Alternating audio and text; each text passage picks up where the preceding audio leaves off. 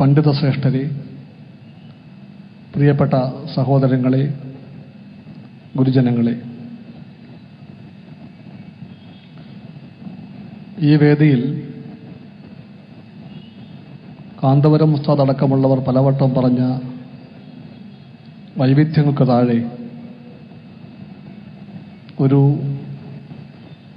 യോജിപ്പ് രേഖപ്പെടുത്താൻ വേണ്ടിയാണ് ഞാൻ നിൽക്കുന്നത്. വൈവിധ്യങ്ങളില്ലാത്ത ഇന്ത്യയില്ല. ആ വൈവിധ്യങ്ങളാണ് ഇന്ത്യയുടെ ആത്മാവെന്ന് വിശ്വസിക്കുന്നു നമ്മളെല്ലാവരും. അത് പരിപൂർണമായും സംരക്ഷിക്കപ്പെടണം. തൻ്റെ പ്രസംഗമധ്യേ കാന്തപുരം ഉസ്താദ് പലവട്ടം പറഞ്ഞു, ഇവിടെ ഹിന്ദുക്കളുണ്ട്, ഇവിടെ ക്രിസ്ത്യാനികളുണ്ട്, മുസ്ലിമുകളുണ്ട്, വിശ്വാസികളുണ്ട്. അദ്ദേഹം കൂടെ പറഞ്ഞു അവിശ്വാസികളുമുണ്ടെന്ന്. ഞാൻ വളരെ വിനയപൂർവ്വം പറയട്ടെ, അദ്ദേഹം പറഞ്ഞ ആ വിഭാഗത്തിൽപ്പെട്ട ഒരുവനാണ് ഞാൻ. ഒരവിശ്വാസിയാണ് ഞാൻ. അവിശ്വാസി എന്ന് പറയുമ്പോൾ എളുപ്പത്തിൽ പറയാൻ തോന്നിപ്പോകും അവൻ കാഫിറാണെന്ന്. ഞാൻ കൂട്ടിച്ചേർക്കും, ഞാൻ പക്ഷെ കാഫിറല്ല.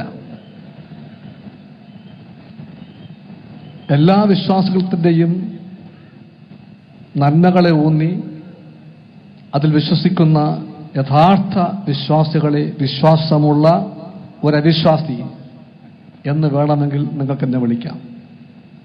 ആ ആദരവോടുകൂടിയാണ് ഞാൻ നിൽക്കുന്നത്.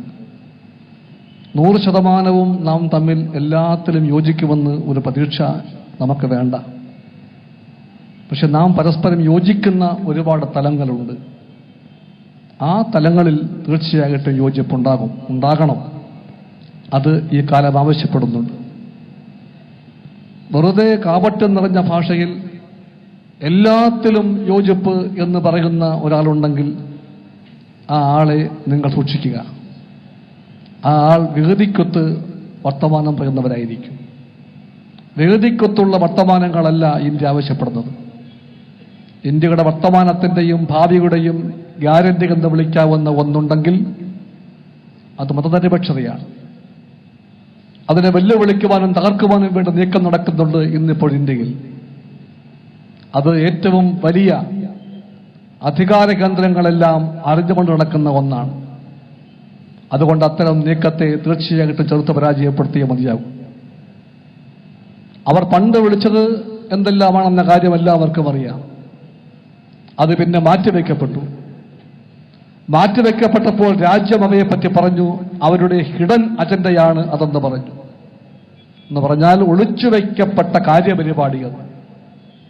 ഇപ്പോൾ അവർ ചിന്തിക്കുന്നു, ഒളിച്ചുവെച്ച ആ കാര്യപരിപാടികളെല്ലാം ഒന്നൊന്നായി രംഗത്തിറക്കാൻ നേരമായിരിക്കുന്നുവെന്ന്.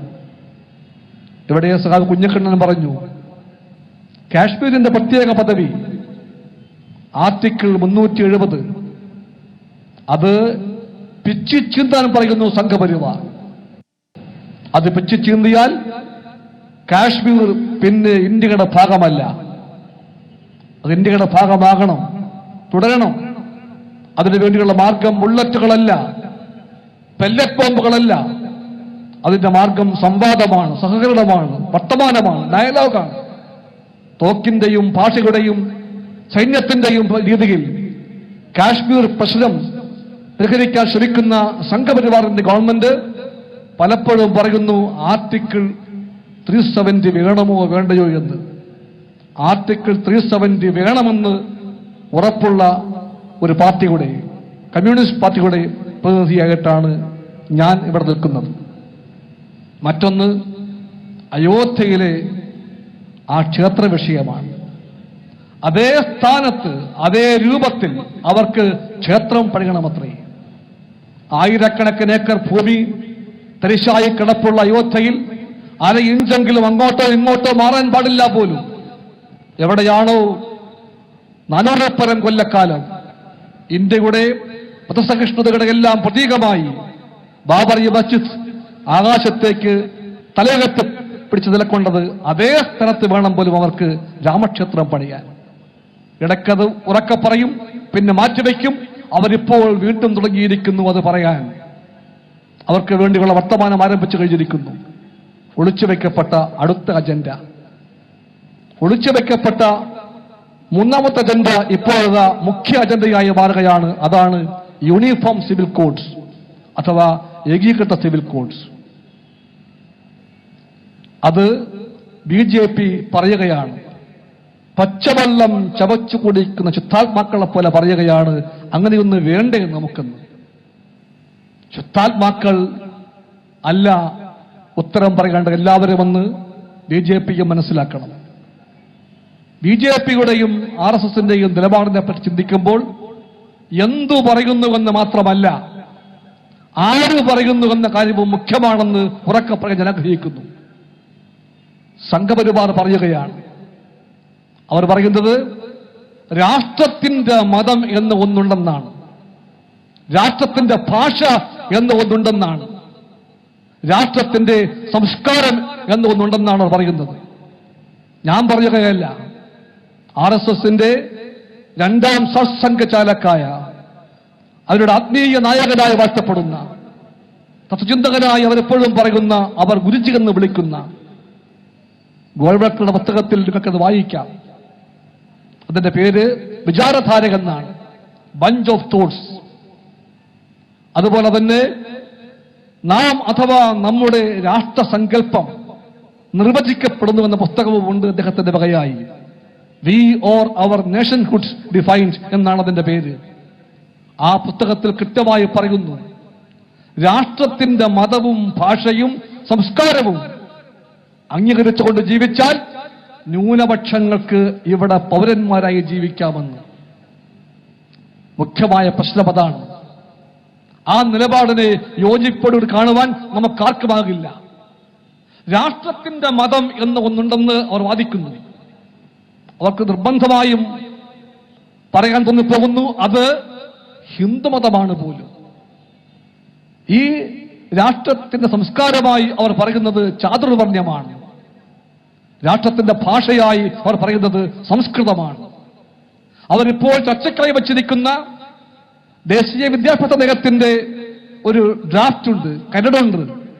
അതിൽ പറയുന്നുണ്ട് സംസ്കൃതത്തെപ്പറ്റി, യോഗയെപ്പറ്റി.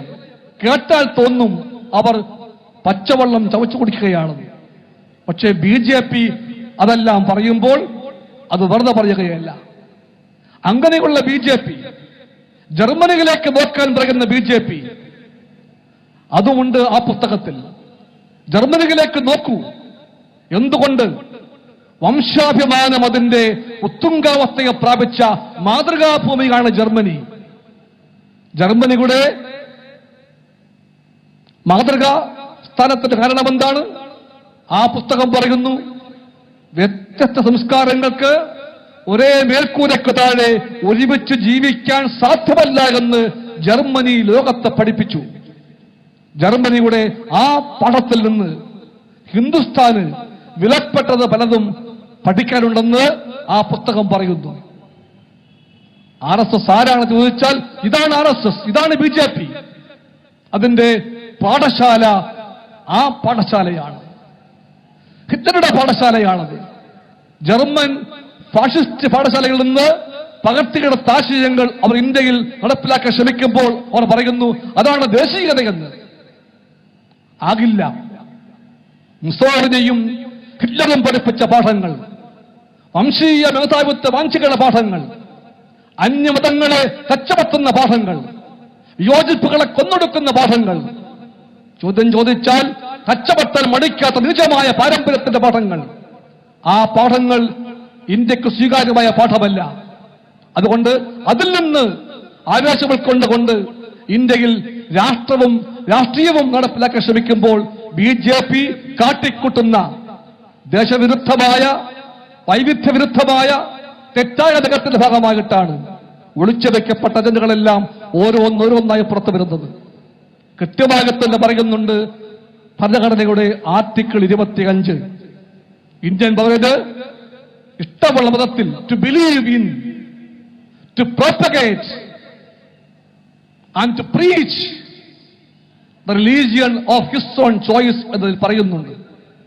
എനിക്കിഷ്ടമുള്ള മതത്തെ വിശ്വസിക്കാൻ, അത് പ്രചരിപ്പിക്കാൻ, അതിൽ പ്രബോധനം ചെയ്യാൻ എനിക്ക് അവകാശപ്പെട്ടെന്നാണ് പറയുന്നത്.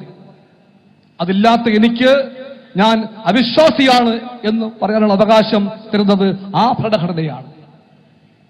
അതിന്റെ ഹൃദയത്തിലേക്കാണ് BJP ഇപ്പോൾ ഏകമതവാഴ്ചയുടേതായ കഠാര കുത്തുകിറക്കാൻ ശ്രമിക്കുന്നത്.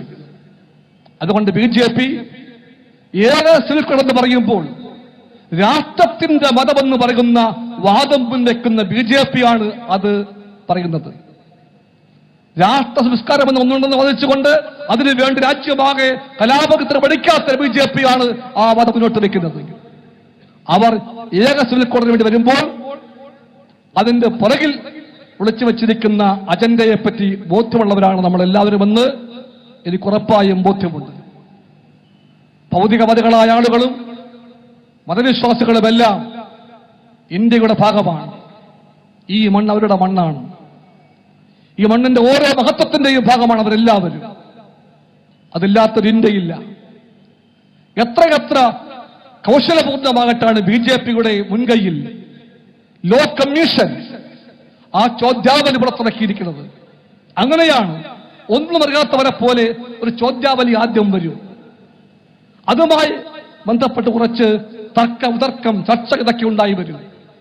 എന്നിട്ട് BJP അതിന്റെ ലക്ഷ്യങ്ങളും താല്പര്യങ്ങളും അടിച്ചേൽപ്പിക്കാൻ ശ്രമിക്കും. അങ്ങനെ അടിച്ചേൽപ്പിക്കപ്പെടാവുന്ന ഒന്നല്ല വിശ്വാസവുമായി ബന്ധപ്പെട്ട കാര്യമെന്ന് കമ്മ്യൂണിസ്റ്റ് പാർട്ടിക്ക് ബോധ്യമുണ്ട്. കമ്മ്യൂണിസ്റ്റ് പാർട്ടി വിശ്വാസങ്ങളെ മാനിക്കുന്ന പാർട്ടിയാണ്. കമ്മ്യൂണിസ്റ്റ് പാർട്ടി വിശ്വാസികളെ ആദരിക്കുന്ന പാർട്ടിയാണ്. കമ്മ്യൂണിസ്റ്റ് പാർട്ടിക്കകത്തുള്ളവരെല്ലാവരും വിശ്വാസിയാണോ ചോദിച്ചാൽ അത്തരക്കാരുണ്ട്, അല്ലാത്തവരുമുണ്ടെന്ന് ഞാൻ പത്രം പറയും. പക്ഷേ വിശ്വാസങ്ങളെ എല്ലാം മാനിക്കുന്ന പാർട്ടിയായിട്ടാണ് കമ്മ്യൂണിസ്റ്റ് പാർട്ടി ജനിച്ചതും ജീവിച്ചതും പ്രവർത്തിക്കാനും പോകുന്നത്.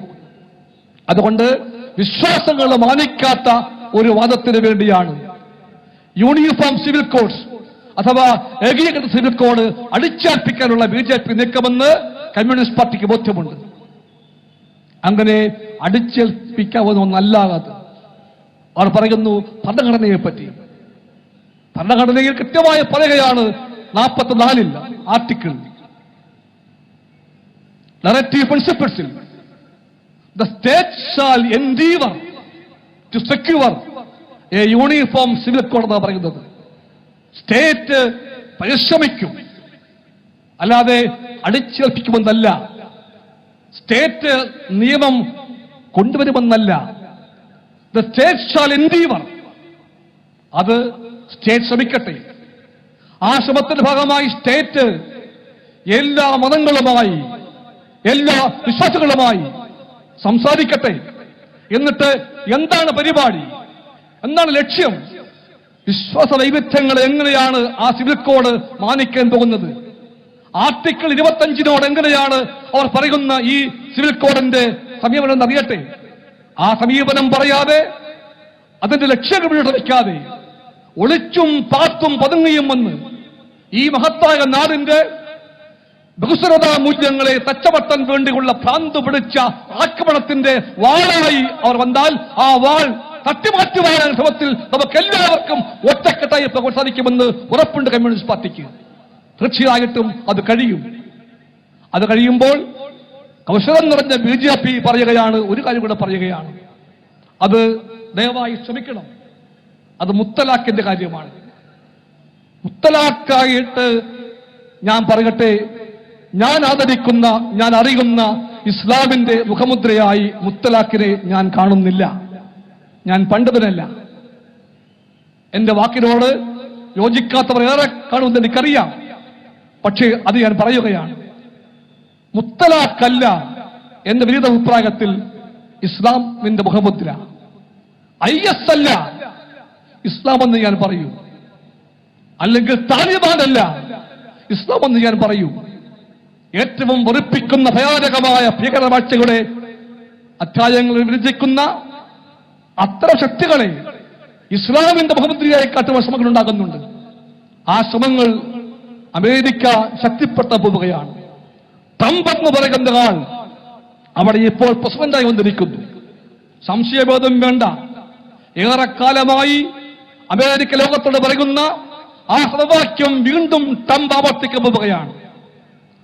ആ സമവാക്യം ഇതാണ്: Islam is equal to terrorism. Islam എന്ന് പറഞ്ഞാൽ ഭീകരവാദമാണ്. ഇസ്ലാം എന്ന് പറഞ്ഞാൽ ചോരക്കുരുതിയാണ്. ഇസ്ലാം എന്ന് പറഞ്ഞാൽ അന്ധമായ മനുഷ്യദ്വേഷമാണെന്ന് പ്രചരിപ്പിക്കുന്നു അമേരിക്കൻ സാമ്രാജ്യത്വം. അതിന്റെ മുമ്പിൽ ഇസ്ലാം ലോകത്തെവിടെയും പറയേണ്ടതുണ്ട്, അല്ല അല്ല എന്ന്. ഇസ്ലാം എന്നാൽ സ്നേഹമാണ്. ഇസ്ലാം സ്നേഹമാണ്. ഇസ്ലാം സഹിഷ്ണുതയാണ്. ഇസ്ലാം നന്മയാണ്. ഇസ്ലാം സമത്വമാണ്. പ്രവാചകനെ ഞാൻ വായിച്ചിട്ടുണ്ട്. പ്രവാചകൻ പറഞ്ഞു, അധ്വാനിക്കുന്നവന്റെ നിത്യവിയർപ്പാറും മുമ്പ് അവന് അധ്വാനത്തിന്റെ പ്രതിഫലം കൊടുക്കുക. പ്രവാചകൻ പറഞ്ഞു, കഷ്ടപ്പെടുന്നവന്റെ കണ്ണീരിനെ കാത്തുകൊള്ളുക. എന്തുകൊണ്ടെന്നാൽ അള്ളാഹുവിന്റെ ദൈവത്തിലേക്ക് ഏറ്റവും അടുപ്പമുള്ളത് അവന്റെ ആ കണ്ണീരാണ്. ഇസ്ലാം പഠിപ്പിക്കുന്നു, ചുറ്റുപാടുമുള്ള എല്ലാവരും കേൾക്കെ, വിശ്വാസി, നീ വിളിച്ചു ചോദിക്കുക, ആഹാരം കഴിക്കാൻ ആരെങ്കിലും ബാക്കിയുണ്ടോ എന്ന്. എല്ലാവരും വിശപ്പടക്കി എന്ന് ഉറപ്പാക്കിയിട്ടേ നീ വിശപ്പടക്കാവൂ എന്ന് പഠിപ്പിക്കുന്നു ആ മതം. ഞാൻ വായിച്ച എല്ലാ മതങ്ങളെക്കാൾ വ്യത്യസ്തമായി ഇസ്ലാമിൽ ഒരു തുടക്കമുണ്ട്, അതിന്റെ ആരംഭം. അത് പറയുന്നു, എന്ന് പറയുന്നു, വായിക്കുക, പഠിക്കുക. പേനയാൽ എഴുതുവാൻ നിന്നെ പഠിപ്പിച്ച നിന്റെ നാഥന്റെ നാമത്തിൽ പഠിക്കുവാൻ ആഹ്വാനം ചെയ്ത മതമാണ് ഇസ്ലാമെങ്കിൽ ആ ഇസ്ലാമിന്റെ നൈതിക സങ്കല്പങ്ങളെ പറ്റി എനിക്ക് ആദരവാണ്. ആ സങ്കല്പം ഇസ്ലാമിലെ സ്ത്രീയോടും ആദരവ് കാണിക്കുമെന്ന് ഞാൻ വിശ്വസിക്കുന്നു. അതുകൊണ്ട് അകത്തളങ്ങളിൽ കഴിയുന്ന സ്ത്രീത്വത്തിന്റെ നൊമ്പരങ്ങൾ മാനിക്കപ്പെടണം. ജീവിതത്തിന്റെ പങ്കാളിത്തത്തിന്റെ എല്ലാ ഘട്ടങ്ങളെയും നിർണയിക്കുമ്പോൾ ഞാൻ വിനയപൂർവ്വം പറയട്ടെ, 3 പ്രാവശ്യം തലാഖെന്ന് പറഞ്ഞാൽ ആ അമ്മ, ആ ഭാര്യ, ആ സ്ത്രീ അവരുടെ ജീവിതത്തിന്റെ വെളിച്ചം കെട്ടുപോകുമെങ്കിൽ അതേപ്പറ്റി സമുദായത്തിനകത്ത് ഒരു ചർച്ച ഉണ്ടാകുമെങ്കിൽ, ഇവിടെ ഇരിക്കുന്ന എല്ലാ പണ്ഡിതരോടും ഞാൻ ആദരവോടെ പറയുന്നു, ഉണ്ടാകുമെങ്കിൽ അത് ഗുണകരമായി മാറുമെന്ന് ഇസ്ലാമിലെ വിശ്വാസികളായ സ്ത്രീകളും ചിന്തിക്കുമെന്നാണ് എന്റെ വിശ്വാസമെന്ന് പറഞ്ഞുകൊണ്ട് ഞാൻ എന്റെ ഉറച്ച പിന്തുണ പറയുന്നു. ഏക സിവിൽ അടിച്ചേൽപ്പിക്കാൻ വേണ്ടിയാണെങ്കിൽ ഞാൻ പറയും നോ. എന്നാൽ ഇത്തരം വിഷയങ്ങളിലെ ചർച്ചയ്ക്ക് വേണ്ടിയുള്ള ഒരു സന്നാഹങ്ങൾ മതത്തിനകത്ത് ആരംഭിക്കുമെങ്കിൽ എന്റെ പ്രതികരണം യെസ് എന്നായിരിക്കും എന്ന് പറഞ്ഞുകൊണ്ട് ഞാൻ എന്റെ വാക്കുകൾ ചുരുക്കുന്നു. വിനീതമായ നമസ്കാരം.